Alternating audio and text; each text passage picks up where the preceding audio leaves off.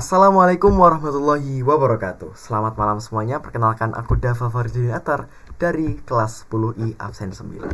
Nah, pada kesempatan kali ini aku akan sedikit mereview dan mempresentasikan tentang proyek validitas sumber dataku yang penugasan ini dilakukan untuk proyek akhir semester. Oke. Nih biodata kita skip saja, kita langsung masuk.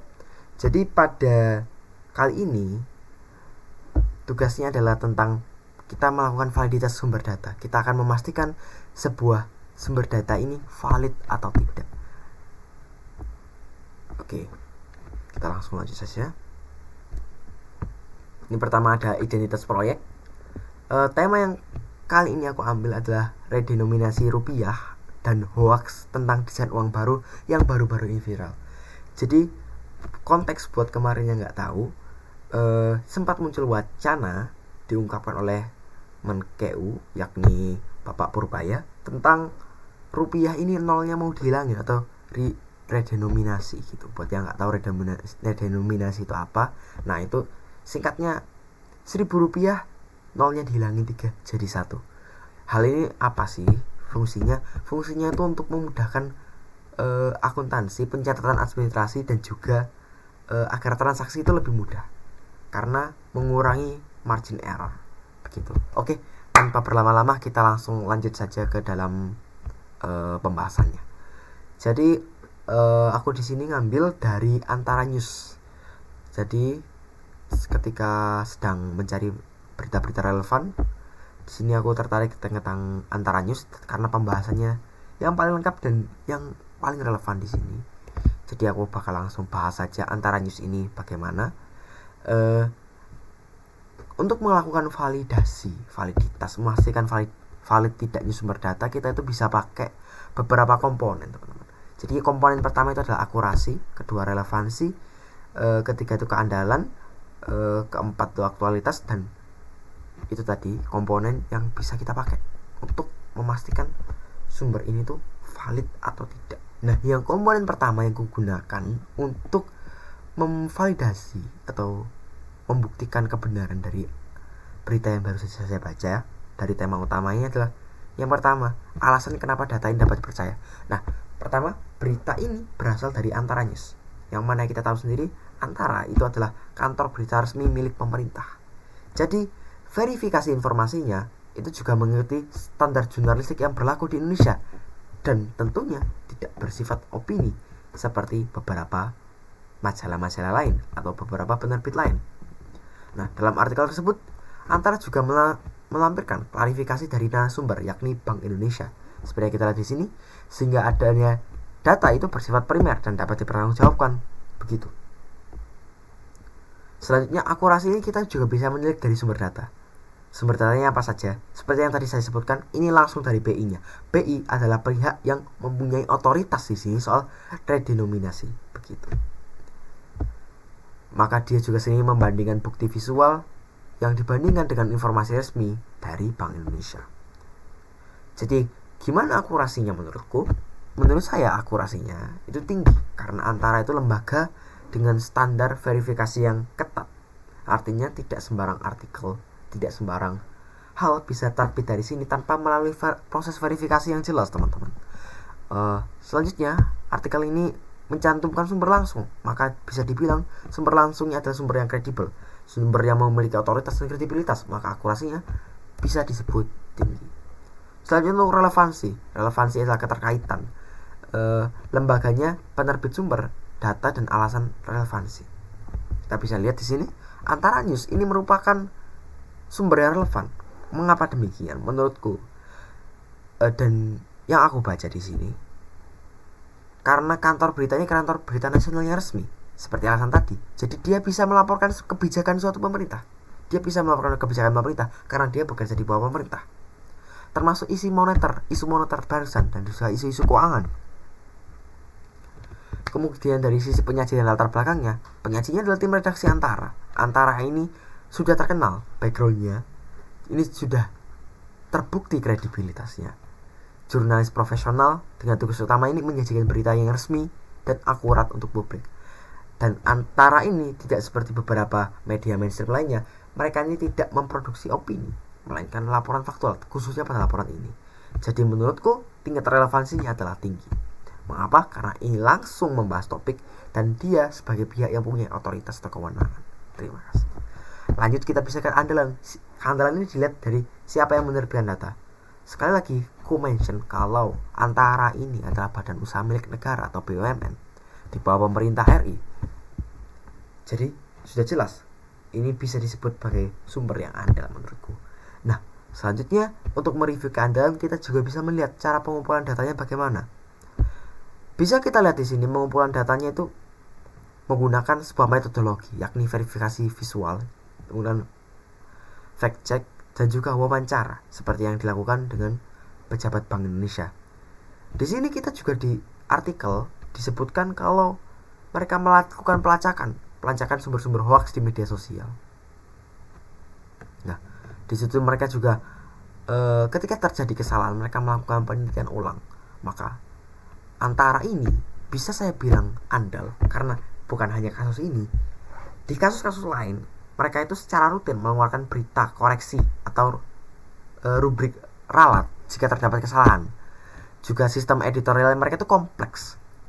Saking kompleksnya mereka bisa mendukung koreksi yang cepat. Maka mereka selalu menghadirkan berita-berita yang andal. Sebagian besar beritanya dapat dipegang keandalannya. Selanjutnya ada aktualitas. Jadi aktualitas ini adalah, buat yang nggak tahu, aktualitas ini adalah kapan sih data itu diperbarui, apakah datanya masih baru dan sebagainya. Kalau menjawab pertanyaan kapan data diperbarui, artikel ini ditulis pada saat isu hoax tentang percetakan uang barunya itu, yakni pada tanggal 2 November, seperti yang ditulis ini, November 2025. Saat itu hoax diperiksa dan diklarifikasi segera setelah munculnya isu seperti itu. Kenapa media ini dan sumber data ini disebut aktual? Karena dia punya sebuah metodologi atau sistem yang merupakan jangka waktu pembaruan data. Walaupun kasus yang aku ambil di sini itu hoax, dan hoax itu datanya nggak bisa diperbarui terus menerus karena hoax itu munculnya secara acak dan keviralan itu nggak dapat diprediksi. Tetapi antara ini sudah menjadi media yang konsisten dalam apa? Dia memperbarui informasi setiap kali ada klarifikasi baru dari BI. Dapat kita lihat follow up-nya pada tanggal 7 November, 20 November, bahkan sampai terakhir kali itu di sampai terakhir kali ini di tanggal 20, tepatnya saat pembuatan video ini, itu juga masih ada follow up dari antara itu sendiri. Jadi mereka itu bisa dibilang up to date dan update dengan isu-isu real time ketika berlangsung pada cross check fakta begitu. Jadi yang bisa aku simpulin dari 4 komponen tadi itu ada akurasi, relevansi, keandalan, dan aktualitas. Aku dapat bilang semuanya itu sangat layak, cukup layak jika untuk menjadikan ini sebuah referensi bagi teman-teman yang ingin menjadikan antara sebagai referensi. Jadi untuk isu ini aku bisa memberikan akurasinya nilai tinggi karena dia mengutip langsung pada sumber otoritas berwenang yakni BI selaku pemangku kebijakan moneter. Untuk relevansi aku bilang tinggi juga karena lembaga resmi dan dia membahas isu yang tepat sesuai dengan perannya dia. Untuk keandalan saya juga bilang ini tinggi. Kenapa? Ini adalah media resmi pemerintah dan sistem editorialnya jelas. Mereka ini bisa dikritik, menyediakan rubrik. Aktualitas aku sebut ini baik karena ini diperbarui ketika hoax muncul. Walaupun masih di antara ini ada beberapa delay untuk informasi yang beberapa media mainstream lainnya sudah menyampaikan, dia baru menyampaikan dalam 1 atau 2 hari. Tapi itu tidak fatal. Justru disinilah penekanan mereka pada akurasinya, karena mereka tidak mau menerbitkan sebelum mereka mendapatkan konfirmasi. Jadi kesimpulannya bagaimana? Kesimpulannya sumber ini sangat valid untuk digunakan dalam proyek analisis hoax tentang redenominasi rupiah. Data ini juga berasal dari lembaga resmi. Proses verifikasinya kuat dan pembahasannya tepat sasaran. Selanjutnya di sini aku juga membahas fenomena khusus. Fenomena khususnya dari tadi itu adalah, tadi kan kita sudah bahas redenominasi, jadi aku di sini mengambil fenomena khususnya itu adalah dampak. Apakah benar beredar desain uang baru yang hoaxnya tadi sempat keangkat tadi, dan apakah klaim bahwa ini akan menyebabkan inflasi, takutnya seperti pada tahun 1965 di mana terjadi hyperinflasi karena cetak uang, apakah ini dapat dibuktikan? Mari kita lihat apakah data-data yang udah aku sajiin ini bisa menjawab. Jadi untuk bagian ini aku memakai verifikasi sumber. Verifikasi sumbernya ini memakai dengan 3 berita yang so-called dapat terpercaya dan 2 jurnal atau artikel ilmiah yang aku temukan secara bebas di Google Scholar. Jadi untuk berita 1 adalah hoax foto desain uang redenominasi baru yang dikeluarkan BI. Nah, dari judulnya saja sudah dibilang hoax. Dan apakah ini bisa mengkonfirmasi yang tadi? Nah, temuan pentingnya di sini, waktu sempat viralnya gambar uang cetakan baru. Nah, mereka menemukan temuan penting. Gambar uang yang beredar di media platform TikTok itu merupakan hoax. BI tidak pernah merilis desain uang apapun yang telah diredenominasi. Sedangkan RUU-nya sendiri baru digarap dan direncanakannya itu rampungnya 2027. Jadi sangat tidak masuk akal bila undang-undangnya saja belum ada, apalagi bentuk fisiknya. Selanjutnya ada wacana redenominasi. Ini aku ngambilnya dari Liputan 6. Walaupun Liputan 6 ini ditulis biasanya oleh jurnalis lepas, tapi aku tetap memakai ini aja karena setelah membaca sumber-sumber yang disatur di sini lumayan valid. Jadi keunggulan dari artikel ini, dia itu merangkum ragam-ragam hoax seputar rupiah. Jadi linknya aku cantumin di sini, bisa dilihat. Dan temuan penting menjelaskan. Jadi berita ini mampu menjelaskan berbagai hoax yang beredar seputar wacana redenominasi, termasuk pecahan uang fiktif seperti 250.000, 300.000. Nah, di artikel ini juga dapat pembahasan mengenai risiko inflasi dan juga akumulasi dari kekhawatiran masyarakat gitu.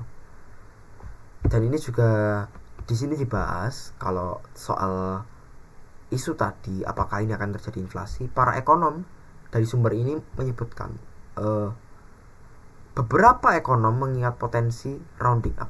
Jadi nilai mata uang itu bisa saja mengalami inflasi, tapi belum menjadi sesuatu yang benar-benar ancaman karena kebijakan ini sendiri masih dikaji dan belum dilaksanakan.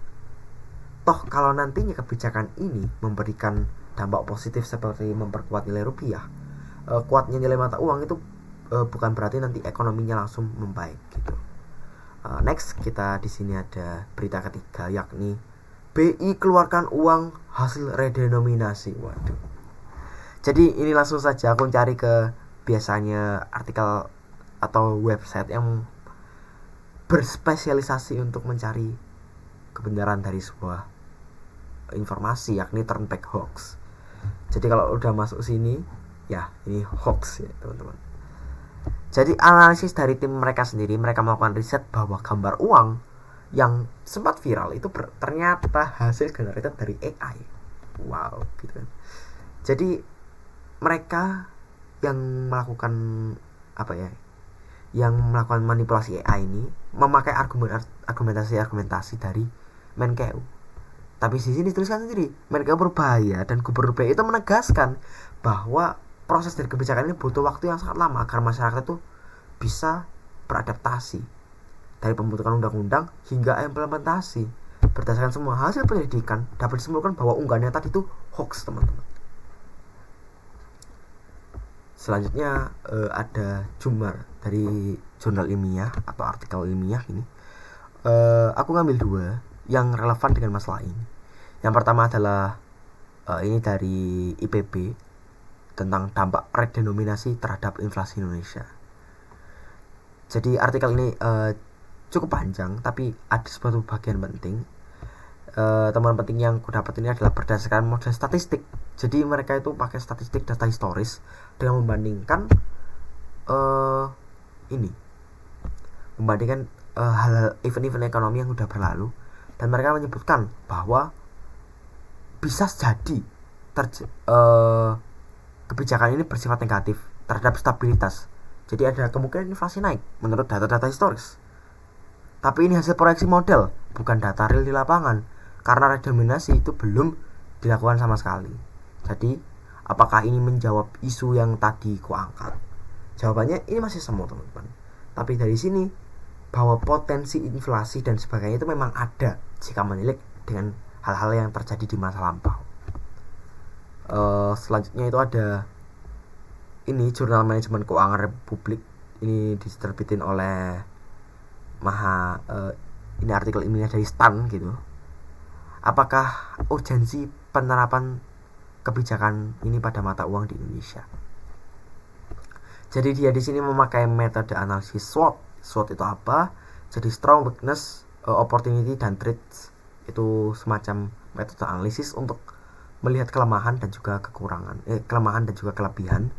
Jadi penulis di sini meskipun ada manfaat teknis seperti yang udah aku sebutin di awal tadi, transaksinya lebih efisien dan bla bla bla bla, tapi di sini juga ada ancaman. Berarti menjawab isu yang tadi, resiko inflasi, efek psikologis pada masyarakat, dan juga resistensi publik. Apa itu resistensi publik? Seperti kasus yang pernah terjadi dulu ketika Indonesia mencoba melakukan redenominasi.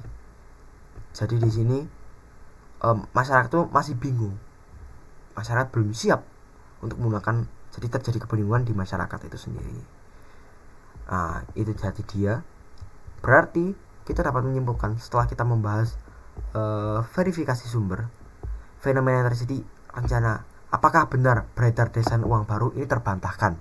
Desain uang baru itu belum keluar karena kebijakannya sendiri baru mau dibuat. Oke. Berarti ini satu sudah dipastikan hoax. Dan apakah klaim bahwa ini akan menyebabkan inflasi dapat dibuktikan? Dapat dibuktikan atau tidak, kita itu harus setelah kebijakannya itu dilakukan. Itu kesimpulan dariku. Tapi apakah ada kemungkinan? Ya, benar, ada kemungkinan. Oke, itu tadi jawaban untuk fenomena khusus tadi. Nah, ini dia ada daftar pustaka. Jadi teman-teman yang mau tahu, mau belajar lebih lanjut bisa pakai di sini. Dan semuanya ini bisa diakses secara gratis karena sudah diupload di Google Scholar, ini open source juga. Baik, itu tadi presentasinya tentang proyek validitas sumber data oleh saya Dava Ferdinatar kelas XI. Baik, mohon maaf apabila ada salah kata, bila ada yang kurang berkenan mohon maaf. Itu tadi dari saya, semoga yang saya sampaikan dapat menjadi manfaat. Ingat untuk teman-teman semua, jangan terlalu cepat menyebar informasi, lakukan konfirmasi terhadap suatu informasi itu, dan kita sebagai generasi muda harus melek digital. Kita harus memperbanyak literasi digital kita agar nantinya kita bisa survive di era digital ini. Terima kasih, saya Dava Ferdinatar. Selamat malam, sampai jumpa.